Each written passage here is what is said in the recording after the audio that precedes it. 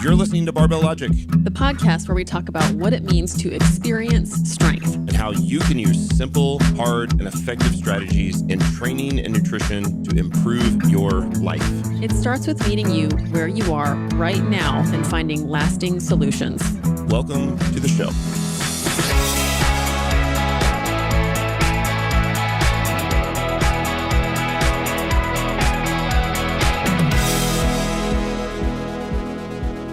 Hello, everyone. Welcome to Barbell Logic Beast Over Burden. So happy to be with you today. I'm your host, Niki Sims. With me is probably your favorite host, Andrew Jackson. Good morning. Good morning. Highly caffeinated and ready for the weekend. Masters what weekend is it? Yes, Masters. Round one is today on recording day. So by the time this comes out, it'll be over. We'll know who the winner is. But I'm ready to sit on the couch and watch golf. I just want to watch these athletes perform. I'm excited about it. Athletes, yes. They are so impressive. I'm so impressed by golfers, just for the record, especially with this tournament. And Tiger Woods is playing. Hopefully he makes it through the tournament. I know he hasn't made it through a full tournament in a bit. So let's see what turns out. So what are we talking about today? Muscles. We're talking about muscles today, as we like to do. You were sent an article. You were sent the original article from the magazine called Outside. And this article headline has the answer to everything you've always been searching for out there on the internet of muscle. Indeed. Yes. Shout out to Scott G for hitting me up on Instagram. This one's for you, bud.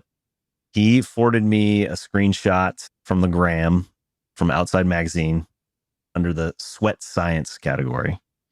To build muscle, the headline says, it's the sets that count.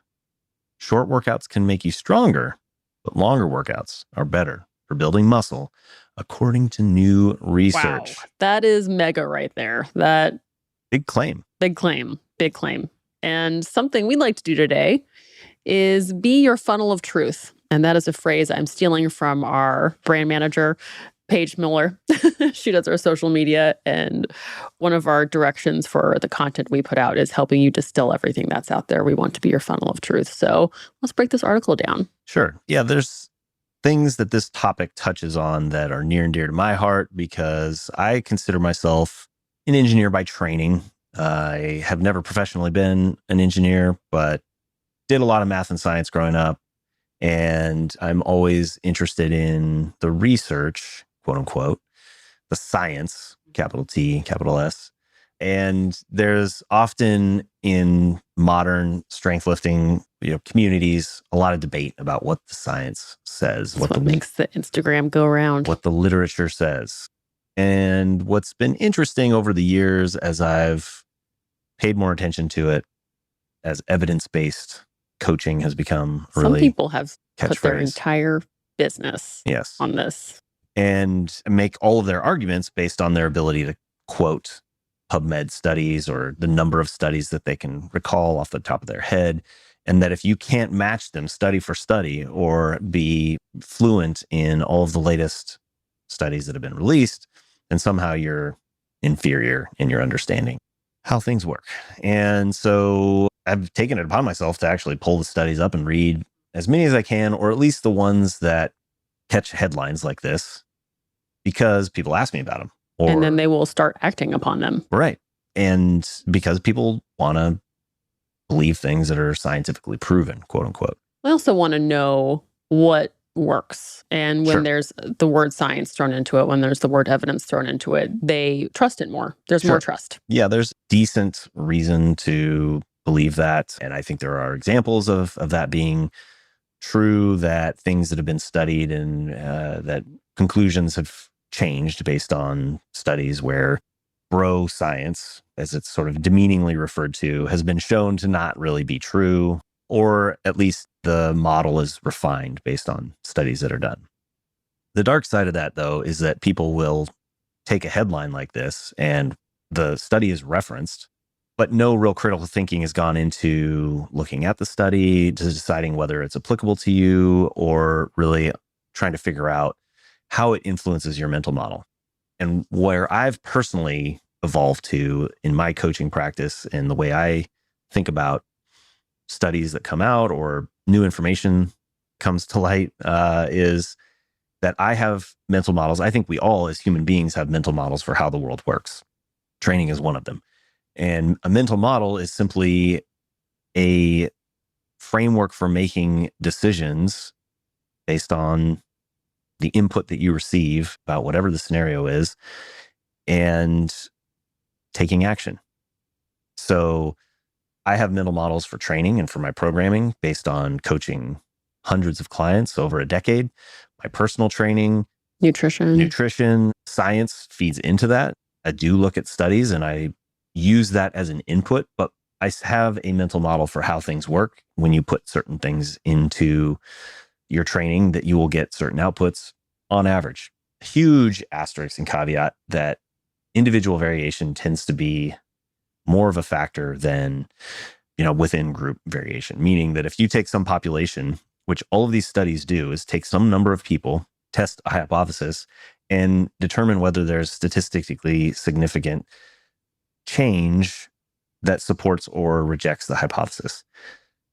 So problem number one right out of the gate is, even if you have a statistically significant result, it's probably small. And within that, there were some people that did not have a result that supported the conclusion. And isn't the fun thing about statistics is you can toggle the data however you want to make something appear more significant or not? I wouldn't quite go that far. You can certainly change data significantly, and that's a whole nother subject with studies that has come to light over the last few years. Is reproducibility is a huge problem. That there's an extremely low number of studies that are reproducible. Right. And so the quality of the results in the data is extremely questionable. Yeah. Especially when you're dealing with humans. Yeah. It's so complex. It's very different when you're talking about studying physics and some physical property of the universe versus trying to isolate a variable within a human, like training, where you are making the assumption that you're actually able to control the variables throughout some period of time, like 10 weeks in a lot of cases. I mean, can one person even duplicate their own life for 10 weeks? Exactly. And live your life for 10 weeks, live the same life the next 10 weeks. Right. Let Not alone possible. 85 different people. Right. Where you've got nutrition. I mean, we even know within training, how many of your clients are able to string together 10 weeks of training with consistency in all aspects of their life? A small handful. I would and say that's okay. Almost zero. It's a human way. This isn't to say we just throw our hands up and we don't try to do it. It's just that the weight that I place on a headline based on a study, based on a population of people doing one exercise for 10 weeks is very low. I'm not going to completely restructure my mental model or my coaching practice or my understanding of how the universe works because of an Outside Magazine headline based on 11 different variables. And Outside Magazine is a business. Businesses like to make money. Right. That's also not to say that there might not be some merit. That was probably too many double negatives there, but there may still be merit in the study and some kernel of truth in the article. But to summarize it by saying to build muscle, it's the sets that count. Longer workouts are better for building muscle. It requires a deeper dive. Yeah. Yeah. They speak like it's the truth. Right. But smartly so, you and many other members of our team tend to, want to go further into these studies. Right. Where it's like, okay, let's see what you're really trying to say here. Let's see what the study actually looked like.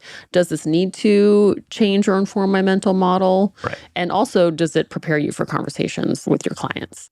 I'll get questions from my clients or from people following me. It comes up in conversation. A magazine. I mean, Outside Magazine is in every airport, every newsstand, and people will see the headline and ask a question about that. So whether you're a coach or a client, this might be of interest to you. So shall we dive in? Let us dive. So just a little bit of backstory on this study. Can you read the headline one more time? From the Outside Magazine? Yeah. To build muscle, it's the sets that count. Subtitle, short workouts can make you stronger, but longer workouts are better for building muscle, according to new research. A lot of assumptions in there. Also, it seems like the first part of the sentence and the second part of the sentence don't connect, where it's like, wait, aren't strength and muscle really related? You're saying that they're not as related as we thought they might be? Well, they're pulling that because of results from the study, which we'll get into, but that essentially the 1-set team showed more strength increases than the 4-set team or leg, but we'll get into that. Spoilers, sorry. Yeah. Now, anyways, basic idea, they took 85 elder bros and brolettes. All participants. There are a few things that are actually interesting to me about this study. Number one, all participants were over 60 years old, male and female. Bros and bras. Yeah, bros and bras. There were 27, it was almost 50-50, 27 male, 24 female. Okay. Interestingly, they all had this, they were all within 72.2 kilograms plus or minus 12 kilograms. So male and female all basically weighed the same, all basically within 5 years old, the same age. So it was actually overall 60, average age 69 plus or minus 5 years. And in that age group, I bet a lot of them actually had the same haircuts, like the males and the females. 72.2 kilos. So these are 158, both men and women, plus or minus 13 kilos. So they're, between 120 to 170 pounds. Okay, reasonable. All eating about 2,000 calories a day, plus or minus 600. So they're calling that statistically the same. Interesting.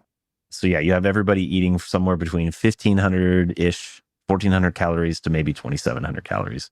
Wow. 1.6 gram per kilogram per day protein intake. That's a good amount of protein. 115 grams of protein. Oh, well, Probably not. If they're on the lower weight range there. Probably not. Well, I would argue for a elder bro and brolette population, not an optimal amount of protein. Yeah. And so some interesting data there, just kind of breakdown of the participants. They screened almost 200 people to get down to 85 for the actual experiment. Now, the second interesting thing about this experiment that I thought was actually pretty cool is that they eliminated the individual variation. So this is normally a variable that I find to be a problem with studies, is that they'll take 85 people and compare the results of 85 people to evaluate this hypothesis when the difference, like we talked about, the variation between one person to the next is probably going to be greater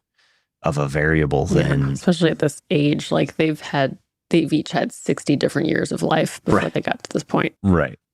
Now, in this case, though, they tested the hypothesis of a 1-set versus a 4-set training protocol with unilateral leg extension, single leg extension on the same person. So they had...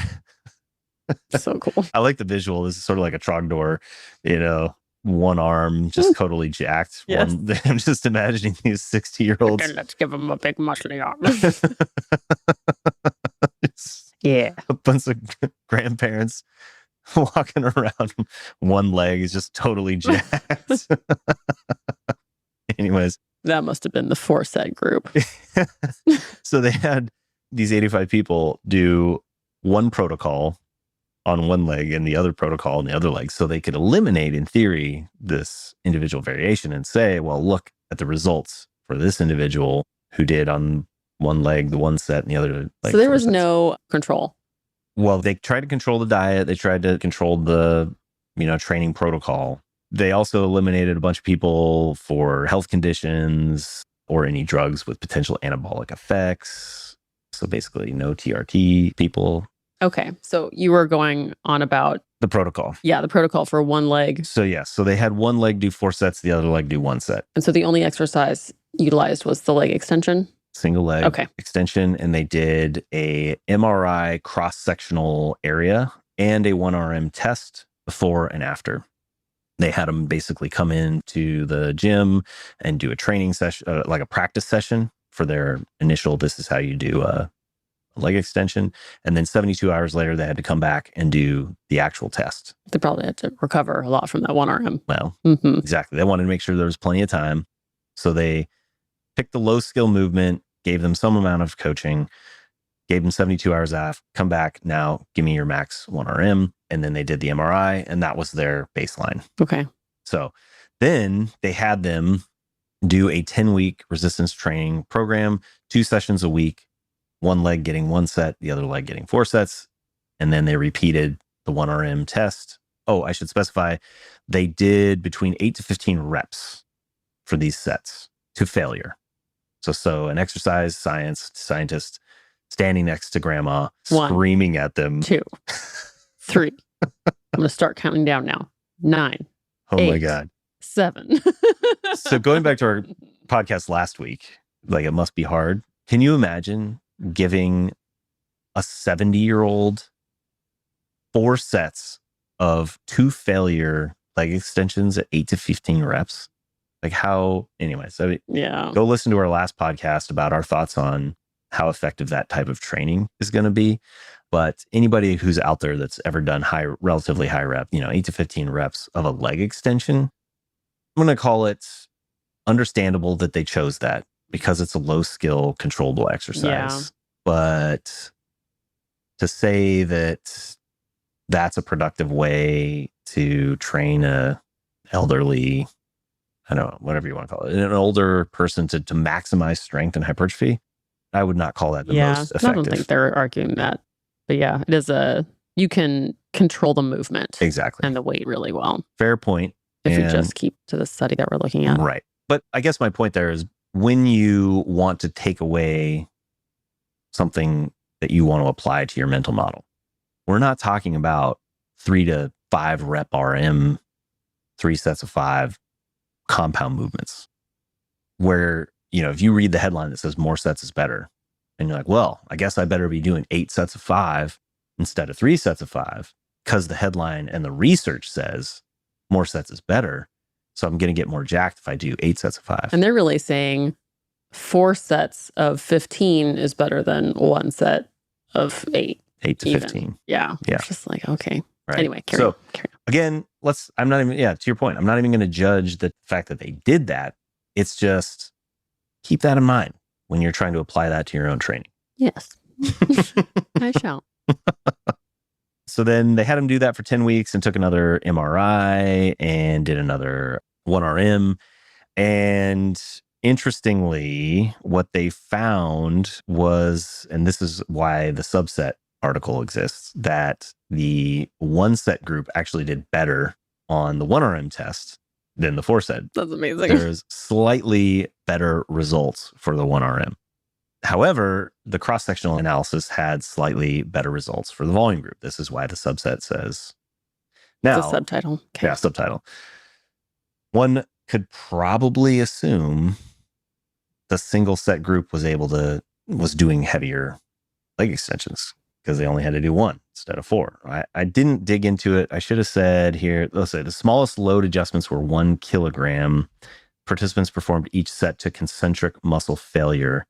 How many times a week were they doing this? This was twice a week. Okay. So yeah, their conclusions came out. Now, the other thing that I would want to point out is the statistical significance of the results.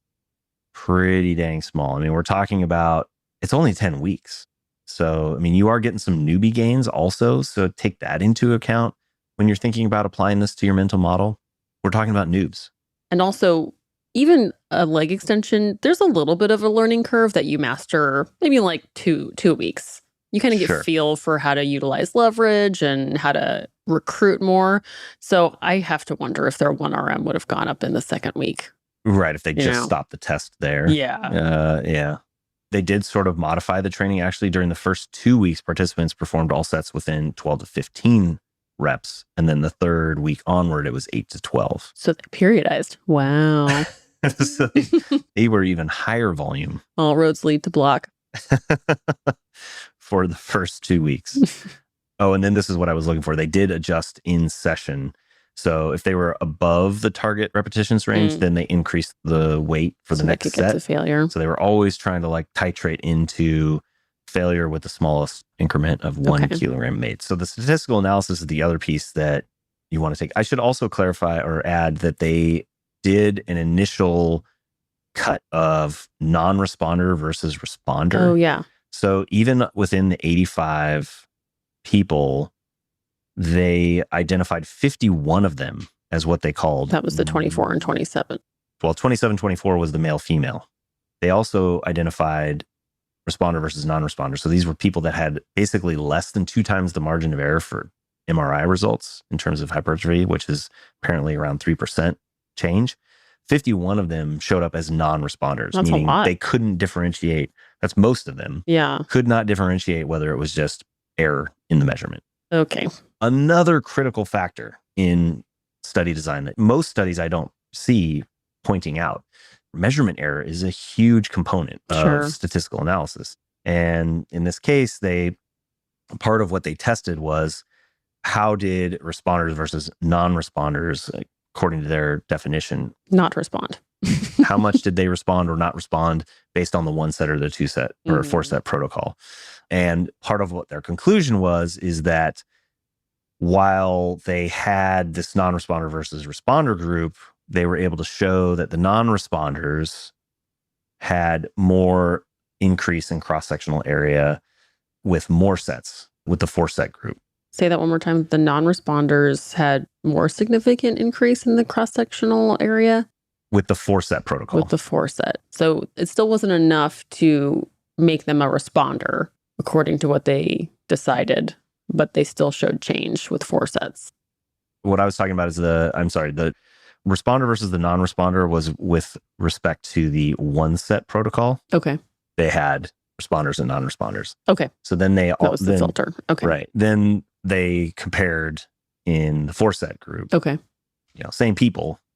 So it's really one group had one leg, yeah. totally non-responded to the 1 set. 34 had their one leg respond significantly to, or at least measurably to, the 1 set protocol. And then they compared the results also for the 4 set protocol. So even of the 51 that did not respond to the 1 set, they had better response to 4 set protocol. Got it. This is where the top headline comes from. More sets basically better. Saying more sets are better if you're a non-responder to low volume training.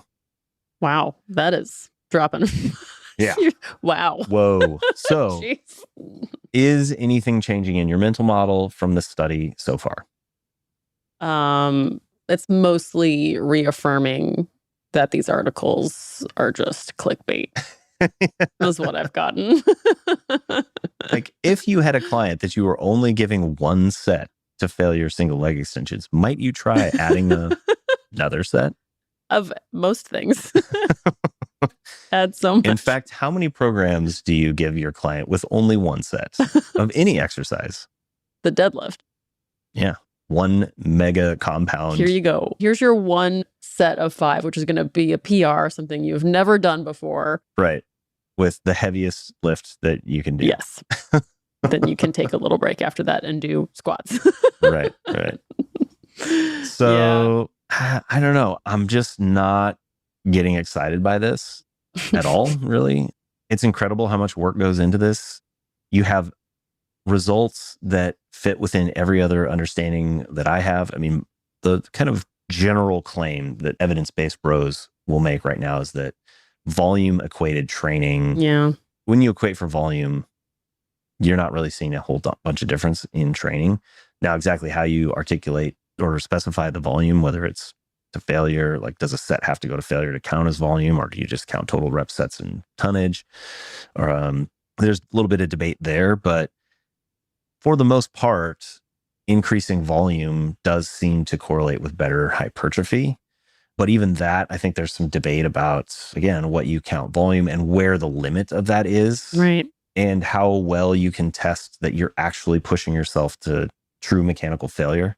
Because most of these studies, again, are bros doing fairly high reps at relatively low weight for a very short period of time. So if you're out there and have been lifting for 5, 10, or even a year, trying to take some sort of a conclusion from a study that was run for 10 weeks on 60-year-olds with a unilateral single leg knee extension on 115 grams of protein a day, it just feels like a really big stretch to really take anything meaningful away from this. Yep. Yeah. And I certainly wouldn't take the headline away. No, I would not. To then decide that, well, because this is where the rubber meets the road. A client might read this headline and come back to me as a coach with a line I hear all the time. I want to focus on hypertrophy. I guess that means I need to start doing longer workouts and more sets. Well, I think this fits perfectly into the outside's demographic. Outside readers, they do long distance. They do 1,000,000 reps of whatever they're going to do. Right. They're endurance hikers, runners, cyclists. They don't want to get stronger. Right. And that's what was probably a relief for them to read in the subtitle. It was like, Right. oh, okay, I don't have to go to the gym and just do 3 sets of 5. I want to do 5 sets of 15 because Right. that fits into what is show. important to me. So I Right. think this just fit perfectly into the outside reader's That's a great point. frame of reality. Really good point. You're going to take a study, you're going to cherry pick a study, feed it to your target audience with a clickbait title. Everybody feels better and validated for doing what they want to do. Yeah. And you move on. Yep. Now, maybe I'm just being cynical and maybe I'm just doing the same thing and saying and cherry picking studies to support the lower rep, higher intensity model. But I go about it the other way around. My mental model has come probably from personal experience than studies. I let studies influence my mental model, but I tried initially doing strength training at 3 sets of 10. Just talked about it last week, my first squat set. Right. All the college football bro stuff, high school stuff was 3 sets of 10. And I maxed out my bench at like whatever it was, 200 pounds. And our mental model is also really informed by this amazing team of coaches who we work with. We constantly share things that we learn, Right. and that's not, a legit scientific study, but you cannot ignore what we learn from actual practicing in the field. Exactly. Yeah. Yes. And that's one of my biggest problems is with the evidence-based crew is that it seems to want to just completely dismiss the evidence of reality. I think evidence-based really love templates because they can just translate it right onto paper. Sure. And we'll do 8 to 15 of this Right. single leg extension to failure until you think you're done. Yeah. Call it good. Change up the exercise. Doesn't matter. But when you start working with an actual human, you have to move on from that. There are periods of time where that might be exactly what they need, but it's not 3 years. Right. Exactly. Yeah. Anywho. And I'm not also going to say that the pro science, if you will, or whatever random opinion that I have is the ultimate truth. I will always caveat everything I say that what the individual responds to is probably going to be more dependent on them than my program, which is why I always talk about the individual's program as a study itself. You're testing a hypothesis. Good way to look at it. Is this dose of intensity and volume going to work? Oh, if I'm seeing progress, weight on the bar, reps increasing, and I can demonstrate that it's quote unquote working, then I keep doing that. Yeah. And Why would you change it? And then if that stops working, then we need to go test another variable. We need to test another exercise, another set and rep scheme, and see if we can get in another groove of progress and drive that as far as we can. And it's just, that's what programming has become for me, is constantly testing a hypothesis with that individual to see where we can find these little grooves of progress and just keep pushing it up across the panel of different types of strength or, different exercises or set and rep schemes. Eventually you want to see everything kind of moving up to the right, but it's a constant experiment with that individual. Well, thank you so much for breaking that down, Andrew. That was really informative. That was fun. Yeah, that was fun. If you had fun, we'd love a review. We'd love a share. Thank you. And we look forward to being back with you next week on Beast Over Burden. Bye-bye.